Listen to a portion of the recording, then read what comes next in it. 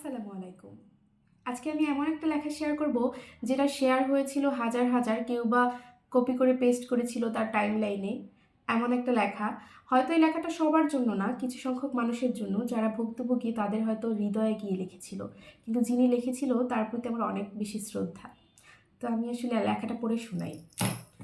আমার মেয়ের বিয়েতে বড়ি ভরি গয়না আর ফার্নিচার না দিয়ে অল্প পরিমাণ কিছু দিব, কিন্তু আমার কাছে মেয়ে ওয়ারিশ হিসেবে যেই সম্পত্তি পাবে সেটা দিয়ে মেয়েকে ছোট করে হলেও একটা ঘর বানিয়ে দেব, অথবা ঘর করার একটা ছোট জায়গা কিনে দেব, যেটাতে একমাত্র হস্তক্ষেপ থাকবে আমার মেয়ের।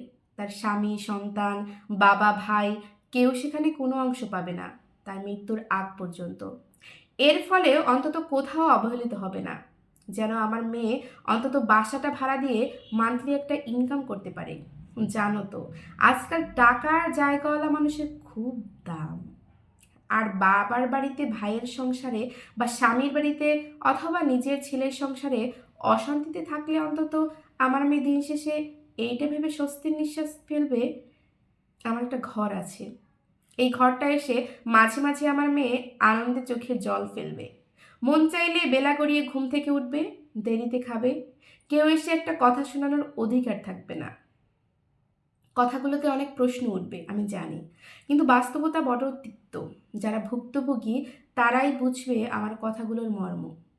জীবনে মেয়েরা একটা সময় একটা ঘরের খুব অভাব বোধ করে, একটা ব্যক্তিগত ঘরের অভাব। লেখাটা আমার না, কিন্তু আমার খুব ভালো লেগেছে, তাই আপনাদের সাথে শেয়ার করলাম। আল্লাহ হাফেজ।